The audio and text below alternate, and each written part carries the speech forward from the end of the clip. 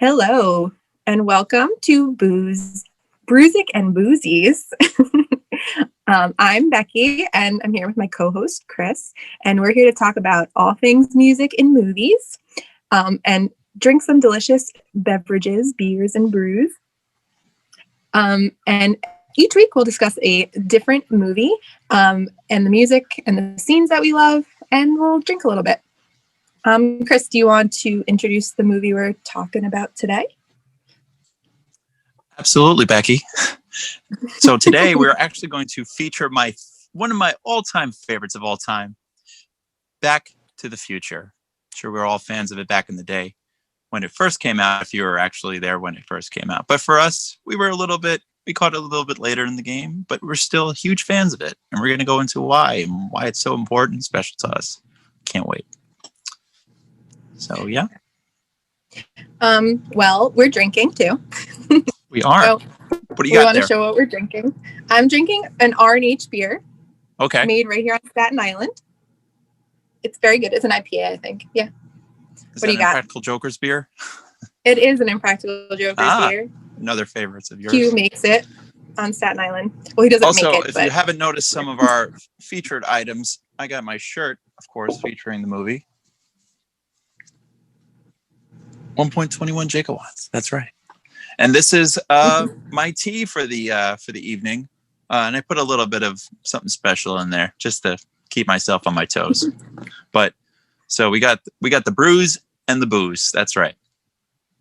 Oh yeah, very important. All right. So ready to get down? Yeah, ready to get down. Okay. Yeah. So we do both have a very special connection to this movie. First of all, we talk about it all the time. Whenever we hang out, I feel like we always come back full circle to Back to the Future. But what can you remember? What's your first memory of watching it or thinking of it?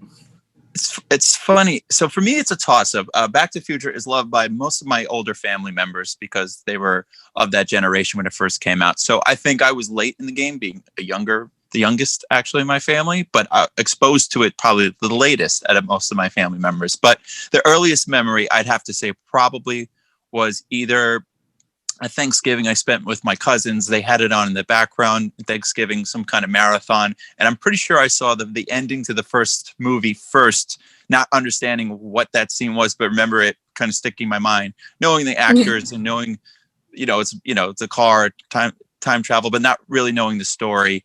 And then I think within that year, I actually went back and started to watch the trilogy and its fullness. And it was really just something like, it was like a ride. And it was like, oh my gosh, now I get it. It was really special. Mm-hmm. So, I'm connected to it through, as you said, it's a universal kind of icon. When you think of Universal, you think the Back to the Future car. That scene, I think I saw it in movies all the time in the trailers. You'd see like the flames go by their feet. You never even have to see the movie. You're like, that's something special. You didn't even know what it was. VHS, and they played those plugs for their own VHS brand on the VHS. Remember that? You'd be standing there. It's like all your favorite movies, and then the flames go by, and probably other Universal movies they'd have. Man, it was just like, oh, there's Back to the Future. You get all excited when you saw that. So, yeah. Mm-hmm. But that was my first memory by far, I think. Any of those kind of combined to my earliest memories. What about you, Bex? Well, you mentioned Universal Studios, and I think some of the first memories I have are of actually remembering knowing what Back to the Future is going to Universal Studios and riding the ride, and my brother being afraid of the ride, me being afraid of the ride. Yeah, just to add to that, I'm pretty sure my mother was on it, and she had some projectiles after that. It honestly, they redid it nowadays, and it makes me nauseous. Yeah, so nauseous. And I don't really get stimulator. It rocks. It's not comfortable. I've heard. I've never, but that was my earliest memory too. Being Universal, and that ride was something you saw in the being promoted around the place. So that was cool. Yeah, and when we were younger, my brother would would ride our like little xylophone. We had this like big, huge Fisher Price xylophone. It was like big rainbow. It had wheels, so he would ride it like a skateboard, like Marty McFly, and do Johnny Be Good. And he's gonna kill me for telling this story, but it's too bad. But yeah, I don't remember watching the movie, but I remember having memories of like knowing what it is and imitating it, and the music specifically behind it. That just reminded me of something. Did you ever play the video game for Nintendo? No. I don't know. There's a video game. We had it. It's pretty much impossible. I think all of them were those movie games. Usually, if you got a good one that you could play, it was rare. Back to the Future, you would kind of collect all these things, and they had like the photo in the side, and you would disappear or something. Basically, the storyline of the movie. That's kind of the point, is disappearance of existence. But you get like a little hoverboard skateboard, and you would kind of go around kind of like Paperboy. And it was a cool looking game. I remember we tried playing. I think you die in 3 seconds. It was one of those things. So it's probably like really fast moving. But yeah, definitely check out the video game. It was cool looking for sure. All those games were gotta get for the my movies. hands on Nintendo one of these days. Absolutely. So yeah.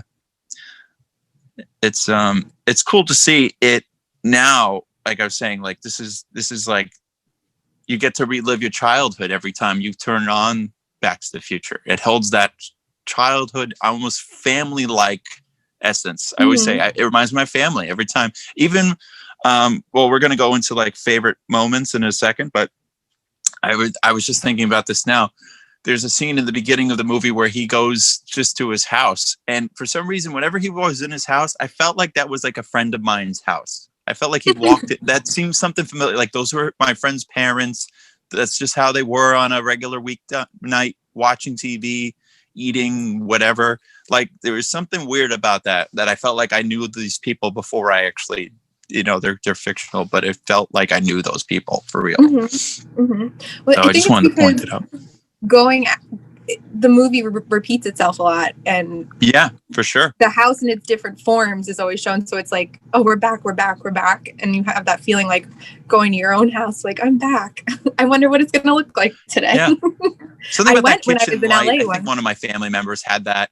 Yeah, it's something family, and it's all about family, this movie. So I just really think why people ask me I like it so much, and but like why it's an early memory, something about a family familiar that it's just that hits hard for me all the time when I see it, and it's great. Yeah, refreshing, even though I've seen it 100 times. Refreshing as this tea. No. Yeah. So that being said, what do we got next? All right. Well, I wanted to talk about the very first scene.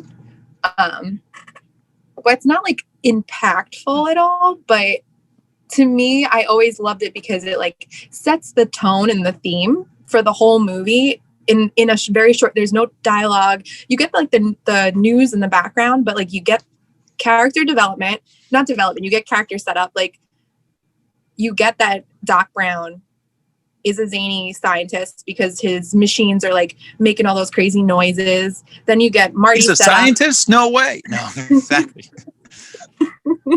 You see the plutonium, you're like, oh, this guy's up to no good. This guy clearly works at the department store, right? It's just like, yeah, I see what you're saying. He's a bad boy. Yeah. Yeah. And you know he's not a very good scientist because that dog feeder is all messed janky, and then Marty McFly sets up his guitar, the thing explodes. You also get Marty set up, he's into rock and roll. He's friends with this guy, obviously, because he walks into his house. And then you get the ticking and the ticking and the ticking and the ticking. And it sets up that this movie's about time. Like you said, you knew it was about time travel when you were younger. But like you can watch this movie within the first 5 minutes and you hear those clocks and you're like, okay, well, you're hearing clocks. Clocks are time. It's ticks. Yes. Ticks. And to if it is one of my favorite scenes as well. I wasn't going to add that to the list of my other favorites, but you get that great moment with him playing the guitar and it's hysterical. He has this ginormous amplifier that like nobody needs that. He has a guitar that's this big. It's just kind of goofy and silly, but if you had a zany next door, it's kind of like a Doug. Remember Doug, There was like, you know, he had the crazy neighbor next door just making stuff for him. I wonder if that's any influence, but still, he just had all of this like just stuff. And it's like, I'm a kid. I'm going to go play with the big toys that this guy makes for me. And clearly it doesn't work because that's him. He's like, some of his stuff works, some of it doesn't. But, you know, it's awesome to see him get flown back instantly as he hits that strike. I love that. So funny. Just great. Yeah, it's just like I said, it's just like it just kind of wraps you in that first scene with the clocks and just like, what are we in for? What kind of ride are we in for? Just strap in. You're ready to go.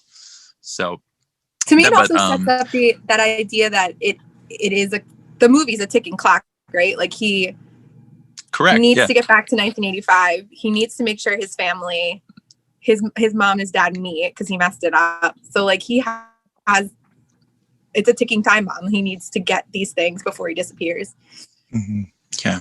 So I think it does like a great job of giving you that in the beginning. Oh, that's what you just reminded me what I was going to say. I believe a little trivia that the writer of the movies, which is, you know, Bob Gale and the Bob Gale, Bob Zemeckis, Robert Zemeckis, they wrote that script, you know, as like, you know, students more or less. They were, you know, trying to make movies, but that scene, I believe, is studied as a script. What do you call like a guideline, like a formula or something? Like they use that to teach film students how to write scripts. That scene alone, that's how good it is. So it's incredible that you just said you get an idea what's going on, because that was just good storytelling in the making. Like, you know, really analyzing it. I didn't know that. I just remember him saying something like that in some interview. I don't know where, but I thought that was kind of awesome, because I said, yeah, it should be. It's like, it's so great. How can they not use that as an example? I mean, if you think about the beginning, the middle, and the end, it's great. It's perfect. It's not a perfect movie, but it's a great format. So I know that's your favorite moment. That goes directly into one of my favorite moments. If you don't mind, I'm going to go into that as well, which is the opening of one of my all-time favorite songs. And I'm sure for everybody else, which basically makes this movie so great, is the soundtrack. And we talk about the music as well with these films, but you get Huey Lewis and the News' Power of Love. Okay. Another great theme about what this movie is. It's about love. And it's just like the fact that it just also reminds you just like what this movie's fun. It's just like you hear that fun song being played and rocking, and like you're in a rock and roll movie, you know. And this movie really deals with the theme of rock and roll, which is pretty much most of us. I don't know, I can't speak for everybody, but there's a rock and roll theme. How this is just like, you know, it's just the love of that genre. I feel like is used well in this movie. Yeah. And just seeing him, what I love is just seeing him like behind cars on a skateboard. How cool is that? And then hearing Power of Love, just like, don't need money, and he's just waving at people. I want to do that. Yeah. Why can't I? I probably could, but it wouldn't. Probably get busted. I'm not getting on a skateboard. I would love to do that. Come on, one day. That's a bucket list, definitely, for sure. If not, we get the hoverboard, whatever they got now. I don't care. Love to do that. So yeah, that scene always is great for me. I always think like, why that song? Because like it doesn't seem like it's related to the movie at all. And yes and no. Yes and no. The words were "Don't need Marty" when I was a kid. Don't need instead of "Don't need." Don't need that. To relate it to the movie, I always thought the lyrics were "Don't need Marty," but that's not what it is. But you do need Marty. To me, it made sense when I was a kid. Yeah, I know. I mean, we can go into the whole thing like how we don't understand lyrics in songs to begin with because we just hear what we hear. But I was going to say it's awesome to see, that scene where you said, well, like it doesn't really have anything to do with the movie. But I was saying one of my relatives always pointed out the scene where he kisses his girlfriend Jennifer, and he would always ask me, "What did she write on the back of the flyer?" And I'm like, I don't know, miss you, or it's like see you later or something like that. But he goes like, it says, I love you. And then you hear in the background, that's the power of love. And it's such a cool little kind of wink at the audience. Like, yep, that's what it says. Well, yeah, as an They adult said now, it makes sense to me that it is related to the movie. But when I was a kid, definitely yeah, not. you're just like, it's just an 80s plug for a song. Yeah. Absolutely. And like No, but it works. studios used to do that thing where they would have artists write a song for a movie, and then they would release the movie and the music video at the same time. So Absolutely. it's like, oh, well, the song's just related because they needed to make money, but it's not. It's related. But yeah. So I also love the scene. And after going to the studios and seeing Courthouse Square, it really, really had an influence on me, because I was like, I've been there, I've seen the set, I've seen it. And it's also Buffalo, if you've ever seen what is it, Bruce Almighty. Yeah. Or any of those movies. It's Gremlins as well. It's so iconic. It's so great to point that out, and you see that clock being up or down, and you go, well, that's the clock tower right there. It's such a, and it, like you said, it's Universal. You're literally in Universal. It's like, that's where it is. That's where it happens. If you're in California or wherever you see it. So that's like I said, it is a home away from home for some people to go see and visit that. Especially, I know for you, who was I believe used to be anyway, a very frequent visitor of that. Yes. That amusement place. So. Yeah. Very cool. Big Universal Studios person. Yes. East we know that. Coast. You can't tell, especially with all that fun movie stuff. I believe that guy walks around behind you sometimes in Universal Studios, behind your back left shoulder. Beetlejuice? Betelgeuse?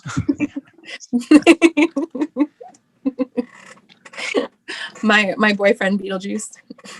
Yes. Okay, so then I guess between that and the time travel scene, there's not we didn't really pick anything like that was like a special favorite moment to us until we get to 1955. Absolutely. Yeah. And I think you wanted to we talk about this scene a lot because we always debate, when does he say this has got to be a dream? Yes. Well, that was for my music idea. It was just the fact that he says it's got to be a dream. And he even says I believe he first enters 1955, and he already leaves the Old Man Peabody farm. He's driving, he's panicking, and he's just like, all right, McFly, get a grip. This is just a dream. He's freaking out. He doesn't know where he is. He knew what Doc was saying, and he saw it happen. So why is he not believing it? He just didn't think it would happen. Kooky scientist, and none of his inventions work. So he can't believe it. I think that's overlooked. You think, like, why is he so confused? Like, he just saw time travel happen with the experimented. Why he can't actually physically understand it? It's just because it's never been done before for anybody. He's the first one to ever really do it in this world. So he thinks it's a dream. It's like, nah, this can't be right. So I think it's just like, if you're a big fan of a Twilight Zone type of story or something like that, where, I think it's very much a Twilight Zone moment where he just walks into another world of something. Yes, it's his town, but like, it's not anything he's familiar with. And he's just like, he looks at the newspaper and he's still in shock. And it's just like, yeah, it's like, you did it. You're the first kid to do this. What are you going to do about it? And he's got to figure it out. So it's really important to him to like think quick on his feet, nonetheless, just like, do I just stay here and just, he could have just stayed there if he really wanted to, just wait until his newborn came around. Like, he could have just stood there. He just waited there for 30 years and saw himself as a 30-year-old later. Never thought about that. That'd been crazy, right? Wild. Would have been wild. That'd be awesome. What a different movie. That'd be a cool movie. I don't know. I could think all kinds of scenarios. But yeah, the 1955 scene, first opening, he meets his dad. But he's kind of familiar with the idea of like what to order. You ever notice that? He's like, I'll take a tab. I don't know. Does anyone actually ask that the first time when you walk into a cafe? Yeah, because tab used to be a soda in the 80s.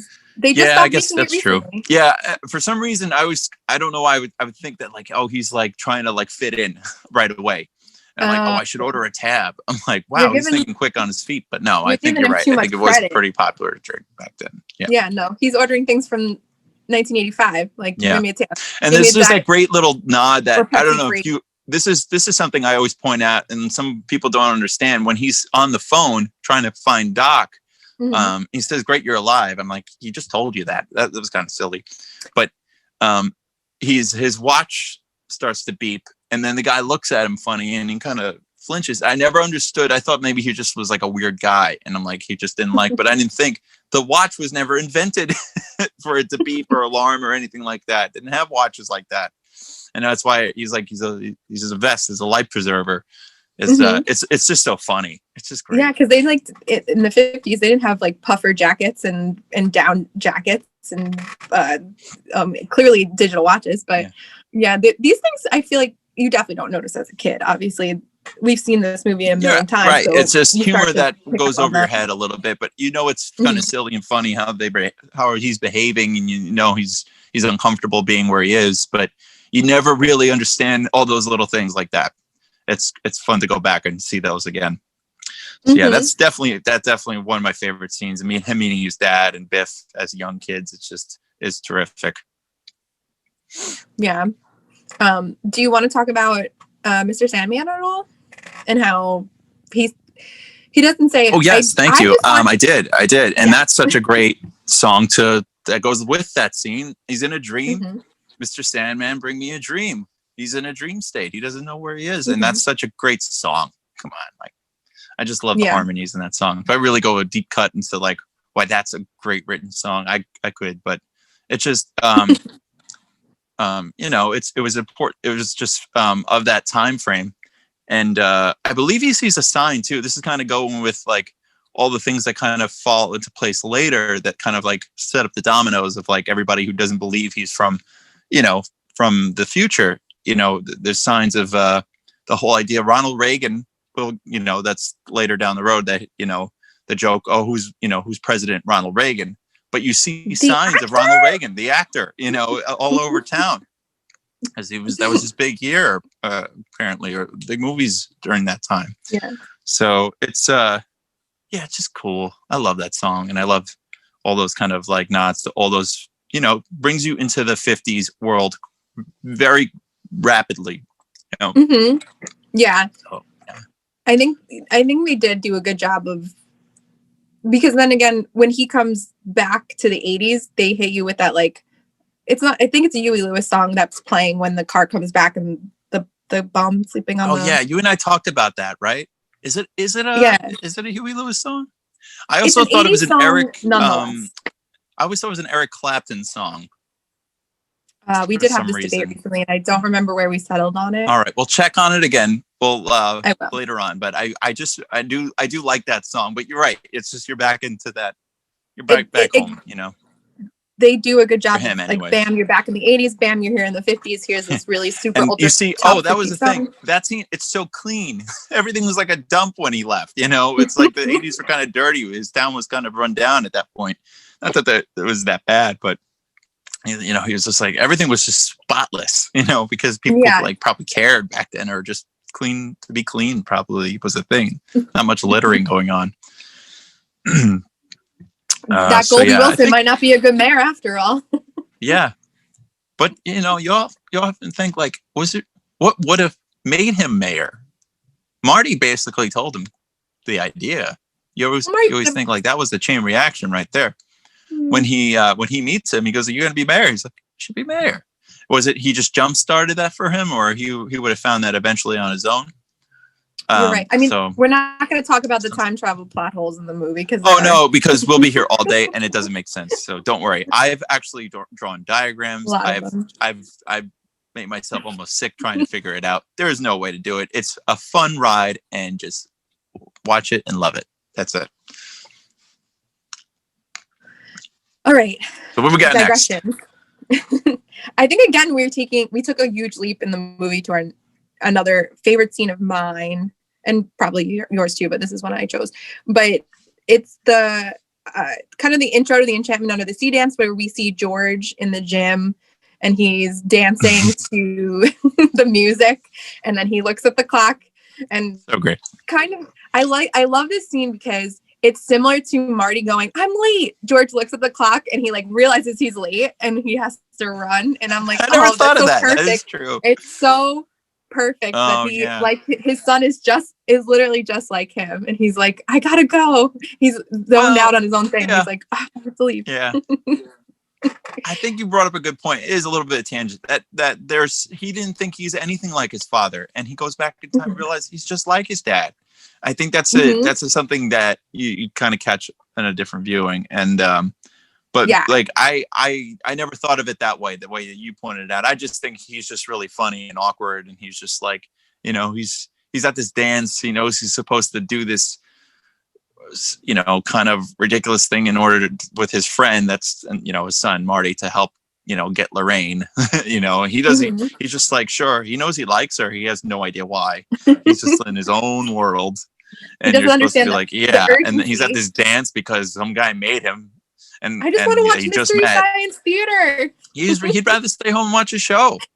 And he's like trying to fit in this party all of a sudden. And it's like, you know, there's some fast character development there for him for sure. But it's also just like, you kind of buy into it because you just, you know, it's got to happen.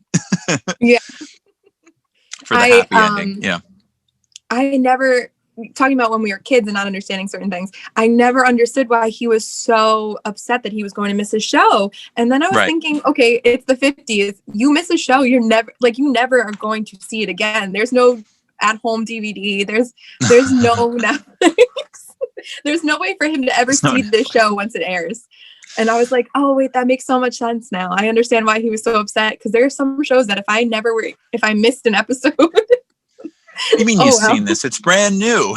It's like we're always watching TV saying we've seen this. Rerun. We never have a moment like, oh my gosh, I've never seen this. Very, very rarely does that happen for us. We've seen everything that's kind of new in that sense. But yeah. I also looked up, because we had the conversation recently about this scene, and we were going, and I wanted to know what song it was, and I looked it up and I found the answer. And it is called Night Train by Jimmy Forrest. It is a jazz song that they re-recorded for the movie, and they sped up the tempo because it is a lot faster. Marvin Berry and the Starlighters. I'm going with that one. I could be wrong, but I think it's that one. They played a bit faster than the original jazz version, but I did look it up and I found the answer, and I was proud of myself. That's terrific. Did I say it was called Night Train? Did you? I just remember us singing something with a train. So I think, because for my personal experience with that song, I think I had to play it, or someone in my family played that at a concert for a jazz band performance or something. So that song title, or that song, sounded familiar to me. Like when I first heard it, I'm like, I think maybe I played it when I played in band in high school or whatever grade I was in. And I just remember that song sticking out. I'm like, that's from Back to the Future. I was just very excited when realizing where I first heard it. So yeah, absolutely. I didn't know it was a real song at first, because we were talking about the scene, and I just thought they like made up some sort of jazzy song for the movie, but yeah. And that's what I think is great about this movie. It's just like, to continue with your point of that scene, is that there's so many great songs that are just thrown in there just for, like, you know, obviously for the sake of the film to have music, but also for like the story, you know, to just have. But it teaches us, people like us who are younger, who like never knew what those songs were. People maybe from that time period, or just who are older, who are watching it for the first time, maybe like, oh, I remember that song, or somebody of my family or anybody, friends, may have shown me that genre, because it's music and it was like timeless back then. Now it's almost like you learn music because you heard it from a movie, or you heard it from a TV show, something somewhere you get it from now. It's not like you hear it on the radio, is my point. You would never hear a song like that today. No. And it's important we hear. To my personal, you know, belief in music, I don't want it to die. So it's like when it comes to these movies, I think keep these movies alive, keep the music alive as well as you're watching it. So no, I agree. Preserve it all is my point. Yeah. I recently became a vinyl record person, and because my dad has a huge vinyl record collection. He has like 50 discs of jazz and 50 discs of swing. Like he has like weird collections because you used to have to like mail away for them, so you would mail it. It's like an encyclopedia of vinyl records. So That's trying awesome. to keep we have the music alive. Too. Yeah, as you can see, my Wild Stallions record here. It's never coming out of the packaging, but you know, I maybe one day I will. Who knows? But yeah, well, I digress with music. It's just, but like I said, I think that scene, it just holds up. Did you want to talk about the Earth Angel thing too, as well? That's kind of connected to that scene. Yeah. So Earth Angel, this scene, the tension that this scene brings to the movie is like, I mean, there's you coming off of the Biff scene where George decks him, tension, straight into Earth Angel, and you're like, everything's gonna be okay. No, Earth Angel starts to play, and then Marty's still disappearing, and then you get, I think it's the first time in the movie, I'm not sure about this, but so you get Earth Angel, but then there's also like Alan Silvestri's orchestration played over it until Marty's the very almost end like, of the song. I know exactly that string that. And then it goes back into Earth Angel, and there's like a build up, but Earth Angel completely fades into just orchestration. And I love that because it builds so much tension, and you're fading out of the 1955 world. And then once George and Lorraine kiss, you go right back into Earth Angel, and it's in that great like bridge part of the song. And then everything's fine for a bit. And then there's this is a good view to actually show you what happens with Marty. He's just kind of like, you know, with the hand. The really great hand. It looks like it comes out of here. I can't even do it. But he's just like, yeah, because it's, you know, it's not in a human angle. It just looked like not in the right spot. Yeah, it looked crooked. It just, you know, for the time. And you know, yeah, like you said, you get that build up right there. It's kind of almost like a Jaws moment. You're like, what's going on? And it's like he's disappearing. It's like, oh no. And then, you know, you hear that great just pick up part where, you know, one of my favorite George lines, excuse me. And then, you know, and then the redhead goes down, and then, you know, shoves him. That's he's out for the count. Apparently all you gotta do is push somebody down and they're good. They won't fight back. So but yeah, and then, you know, you get to finish out the song, and, you know, Marty's still got he's got his family back. It all works out because of Earth Angel, pretty much. Yeah, Earth Angel helped him get through. Great song. It's just great. Just love that song. I remember just I have to say this. So before I played a song at my talent show, I said that same line that Chuck's cousin Marvin Berry says. He goes like, "This song is for all you lovers out there." And then I definitely heard somebody, I'm not going to say who, but I definitely heard somebody that I know who it is say Earth Angel in the crowd. That's funny. I mean, it's always good to meet other Back to the Future fans, and when someone makes a reference and you're like, I know what you're talking about. Well, it's one of your closest friends doing it just to make you feel like embarrassed on stage. That was really the whole point of it. But I thought that was really a nice nice thumbs up. Good call. So yeah. Alrighty. So that's pretty much it for me with that.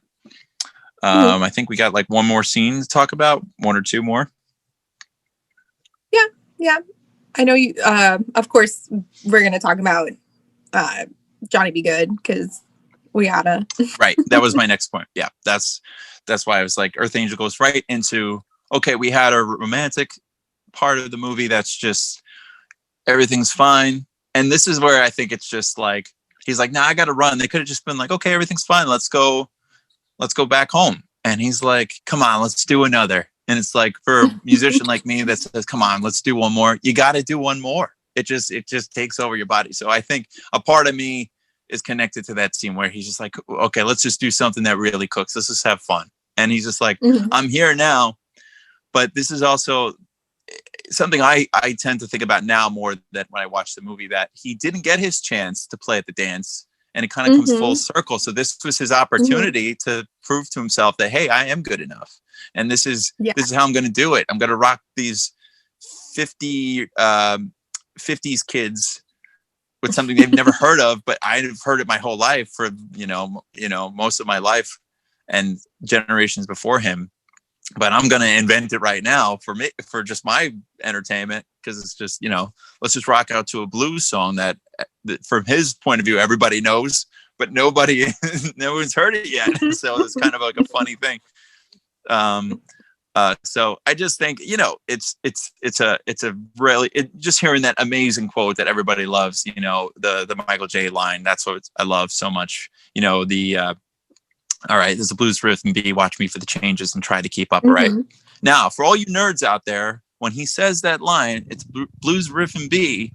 It's actually in B flat now, but not many people know that. But that happens in movies all the time. I can name 10 other movies where they name out the wrong key, and I just go, I don't know why they have to do that. I think like maybe the actor was just making it up as they went. I don't think Michael J. Fox was wrong. It's just like it just came out that way because I'm not gonna never it's written that way because blues riff in B it was just written that way probably. Blues riff in B flat. Yeah, because I could go, it's just a half step down from B natural to B flat. If you want to get musically technical about it, you can tune your guitar, and if you play it in B, it would be in that key that he's playing it in. But I'm not going to go there, even though I just explained it. But that's really all that meant. But like, blues riff in B, you'd probably be like, okay, B flat, whatever. The musicians would know that kind of thing. I don't know. You can go into it's technical little thing, but just the fun of him saying that and then going right into that guitar riff with the Chuck Berry riff. It's just so cool. And then it's really him playing. It's just like, oh man, so good. And it's just like, yeah. I know. Oh no, go ahead, finish. No, that was really it. I was just saying it's just awesome. That whole scene just rocks. And the fact that like he just gets a little bit of more of his dream come true while he's there, right before he has to go back home to reality. From what he knows, he doesn't think he's going home to anything different. You know, he's hoping everything's back to normal. He just got to go back home. So he, that's a twist, obviously at the end, but still, like he's thinking, all right, I'm just going back to my regular self. No big deal. But I got to do something special while I was on this weird 1950s vacation, sort of. Not really, more like panic, but yeah. We talked about it earlier, sort of how the love of rock and roll is in this movie. And that really shows in this scene where he's playing Johnny B. Good, because you got Chuck Berry, you got a little bit of like Van Halen with the guitar riff, you got he does the windmill guitar, like what's his face from The Who. Oh my god, his name is escaping me. He plays behind his head, like you get a little bit of like each Van Halen. No, behind your head is Stevie Ray Hendrix. Vaughan. No, Stevie Ray Vaughan. Oh, Stevie Ray Vaughan, yeah, all those guys, all those rock and roll guitar guys. Jimi Hendrix thing, Jimi Hendrix, Van Halen would be the guitar riff at the end. Jimmy Page, I think, may have done it. All those rockers, all those great guitarists. It's like a little bit of everyone showing off on the guitar that they can do all that crazy stuff. Yeah. But yeah, I guess that's why I like the scene, because it's just it's Johnny B. Good, and we hear Johnny B. Good on the radio, but it doesn't sound like this because Marty McFly grew up in the 80s and he's playing Johnny B. Good like Eddie Van Halen. So which I still argue, I don't think it was possible to make the sound out of the guitar, which he does at the end with all the distortion. I'm like, you didn't need some kind of distortion pedal, or you'd have to have that amp cranked. It's just, there's no way he could have just all of a sudden played that crazy distorted Van Halen ending that he does, even though it's awesome. That's the magic also of movies right there. And I'm just like, it's so funny and great, but it's just not practical either how he does it. It's just one of my favorite scenes. And just that red guitar is awesome. Just stands out. I love, it's hard to see. I want to just point this out real quick. I love that this toy here, this figurine, whatever you call it, has a little yellow guitar that they give him that you can switch his hands with. and he gives them the sunglasses, basically from the scene from the beginning of the film. Oh, that's awesome. And I don't think there's a skateboard for that one. There's other variants of him that you can get that has like other little features, but I just want to point that out. They had the one. It's really cool. They had the one with him in the suit, the plutonium. I'm going to call it a plutonium suit. They had the one plutonium. But I need to cut back on my toy buying, so I didn't get it. I said, just like I said, I'm getting these great gifts from everybody. So I wish I can just say, hey, here they are. Just want to let you know, thank you. Alrighty, so that was my favorite scene. I believe that's my last favorite scene of the movie. I mean, well, actually, no. I mean, I think this next scene is both of our favorite scenes, but I'll let you start off what it is. So the clock tower scene, where Marty's trying to get back and Doc's trying to hook up all the things for the lightning strike and everything's going wrong. I just love the music aids to the scene. Every scene with tension has like the orchestration that like builds up, and then you get that little hint of the Back to the Future theme when things go right. Dun, dun, dun, dun, dun, dun. Always, like whenever anything goes okay, that's what happens. And I love it. Yeah, and the scene, it's like a cheerful, yeah. Mm-hmm. Yeah, you get like you get the roller coaster. You don't know what's going to happen. Marty can't start the car. You just Doc said can't the magic. Plug the thing in. Yeah. The way I view that, something about the coloring of that scene is really awesome. The hues on the car, like the purpley hue, just the lighting with the street signs. It's a beautiful shot. Like it's great, and the fact that it's happening during the storm and like lightning's coming, and it's just. But for me as a kid, especially, and even as an adult, you feel like you're back in Universal again. You're sitting there in the middle of the lot, just kind of watching this scene, and I really feel that way every time I see that scene. I feel like I'm in Universal, and like I'm just on the streets there, just viewing like almost like a show that they would perform. If you've ever been to those Universal shows, I think maybe that's why I connect with it so well. You would see something like that, or like there's a bunch of other movies like that. They have something about that lighting to me. It's very Spielberg lighting. I don't know. I'm probably making that up, but something to me, anyways. Why it's so special, like and just visually exciting. But yeah, and just Marty doing some cool stuff like that slide across the car when he's got a wrist. He's like, what are you doing standing there, telling me I need to go look at the letter or whatever, what's going to happen. He's like, we don't got time for you to explain this to me. Get in the car. So, and he rushes, he does that cool dive like a cop or some cop movie. I don't know. Just like he's just showing his athleticism too, like how he just kind of be like this kung fu kid, just kind of like jumping over stuff all the time in this movie, which like I don't know, I think is appealing to me. But yeah, that's just one of my favorite scenes, and it's just at the ending of that chapter of 1955. That's the last you see of it in the movie, and it's just like and the last you see of that Doc Brown. I never think about this until now, and I think that's something special. That Doc Brown in 1955 is the most you see of that Doc Brown, and you don't think like, oh wow, this is the real version of Doc Brown for this movie. It's the 1955 version, not the first one we see. You get majority of the other one, and it's not until we see the trilogy that we think of more the first Doc as the real Doc. So I think it's a very different perspective if you've never saw those other movies of like who's the real Doc. And then he comes back, and it is, it's the same person, but it is a different Doc in the sense that he has a little bit different philosophy than he used to. I kind of taught him a different way, like, that he took a limb and he made a risk about his future, and it ended up, helping him, but he was very against it, and he just gave into that. So that's why I just love all that scene. It kind of sets up that beautiful ending to 1955, and just the ride that ends for most of us. And then, we get the ending, of course. So, I mean, did we want to talk about the ending at all? I know it's one of your favorites, probably mine too. It is a favorite scene. I didn't want to go too much into depth. Did you have anything to say about the ending?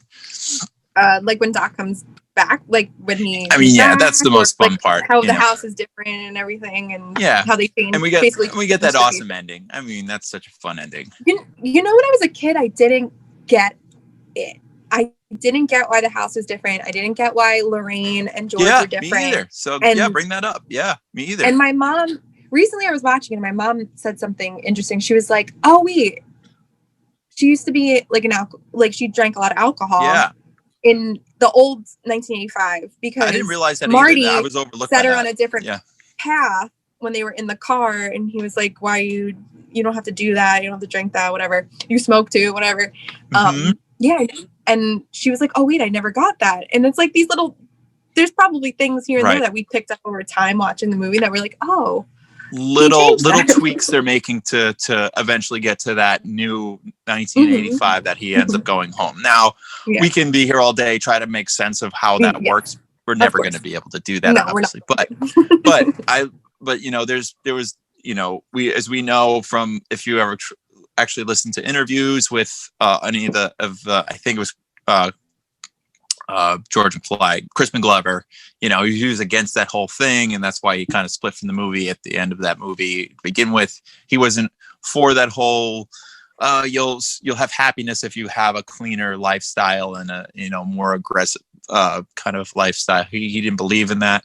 You know, there's many different layers to what that actually should be. But you know, for this movie it worked. It was just like, hey, this was kind of more the bonus part of it. It was really more like, hey, you have this great woman in your life. I think it was better time for Marty to kind of clean up their relationship, because it kind of died out too fast, because it was like they did fall in love in the beginning, but because it was so rushed for them in the beginning, in the original 1985, it was there, but like as he says, they did nothing. And then like when you see them in the new 1985, yeah, they're happy, but they're also like all over each other. They're like really like into each other more so. So their love is actually prolonged because of Marty, it seemed. And I think all that other stuff is just a benefit, that the fact that, oh, you know, George was a little bit more aggressive with his, you know, risking his dream of whatever it was, become an author or whatever, you know, whatever he had in mind. So I think that was kind of the message. It was not, I didn't take it as like money's going to make you happy. I think he took that if you put your mind to it, you can accomplish anything was the actual theme for me in watching that ending so many times at the end. So yeah, I think I also, when I was younger, never realized, like, I always thought the second and third one, him being a chicken and him thinking he's a coward and he doesn't pursue his dreams and whatever. It, to me, in the first one I was younger, didn't see any of that. But then if you pay close attention, in the beginning with him and his music, he has that whole speech with Jennifer about how he doesn't want to give out his tape because he's not good enough. And you see a lot of that in this movie. And at the end, I would like to add to that.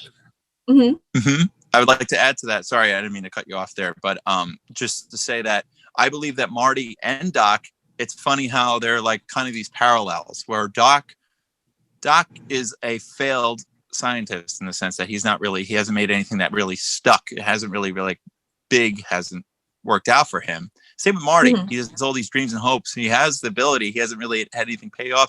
And they're kind of in this kind of parallel line. I don't know if you ever noticed, like Doc has his hopes and dreams of being a scientist and having an invention to pay off somewhere down the line. For Marty, it's his music and his dream to come alive. And by the time this movie ends, both of those lines cross and they actually succeed. Both of them, all because of one or two themes of you can accomplish anything if you put your mind to it, and don't be afraid. Put yourself out there, and maybe hopefully you don't turn away from rejection. Try again. It's worth it. You'll succeed if you keep trying. I think that was the underlying message of that. That's what I took from it. Anyways, more times I see it, I really see Doc's and Marty's the same kind of person, just going in different directions. So I don't know, just something to think about. No, I've never like that is completely incorrect. No, I'm kidding. Who's telling us we're incorrect? No one. We're always right. No, I think that's it's a an great point. opinion. It's subjective. It's film. It's film. Yeah. So yeah. Yeah, I think I just wanted to briefly touch on it again because I think go for it. There's always movies that do this. They have all of these buildups and they never end. And you can be sitting there going, I thought this movie ended already. Mm-hmm. I feel like Back to the Future does that, but it's so good that you don't care that you've watched like 3 different endings. Not 3 different endings, but 3 different buildups to an ending. Like he could have easily got his parents together, gotten back to 1985, and everything would have been fine. Mm-hmm. But you get the Biff scene, which was totally, we didn't really see that coming because that's not what happened in the original timeline. So you get that, then you get the Earth Angel scene with the kiss. They have to kiss if he's gonna not disappear. And then you get the clock tower scene. So there's like 3 separate things that happen. And each time you're like, oh no, oh no, oh no. Whereas I feel like I watch movies today and they do that sort of thing. And I'm like, this needs to be over. This needs to end. Please just end the movie. Like, no, I just think, I'm sorry. What were you going to say? No, go ahead. No. I agree with you. And it's just funny how movies are so different today. Especially for, I don't know how long this movie is.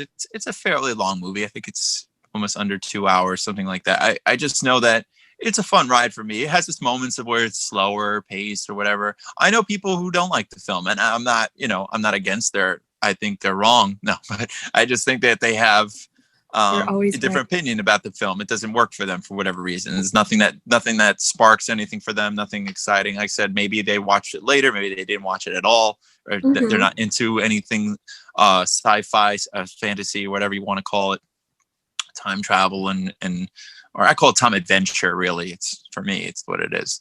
But I think why it hits home for me the most. I mean, it deals with all my loves in one movie. You know, a great hero who you really relate with, and just maybe not exactly, but you think you're best friends with this guy. You think he's somebody you would hang out with, and you get to know really quick. And it's just like he entertains you from beginning to end, and you care about the hero and the story. And I just said, like, it's something about the family. I have family members, I have friends. We all connect on this movie all the time. We quote it. It's so quotable. We always, I have to say at least a Back to the Future quote at least once a month. Otherwise, I don't get my fix. Or I try to, if it's on TV, which it's on probably more times than it ever used to be. But I mean, and then, we get the trilogy that kind of just keeps it going for fun. And I mean, we get the whole, Back to the Future, we're not going to go into that film, but I just need to say Back to the Future 2, it's that movie kind of blew my mind of what a future could look like. I had no idea. And it was a funny thing to see. And the fact that we're past that part already right now is like, it's kind of sad. So, and that I'm like, okay, let's just stick with the first movie. I don't want to see the rest. I'm too upset to know like what their future looked like and how ours looks a little different at 2015 anyways. But yeah, I just want a hoverboard, really. That's all. I couldn't ride it, but I just want it. We never got one. Should have got it. Yeah. We never got it. But I love the film. We are now 6 years past 2015. Never got that hoverboard. Yeah. And I think also, a lot of people question, why is this movie all about an old guy being best friends with a young kid?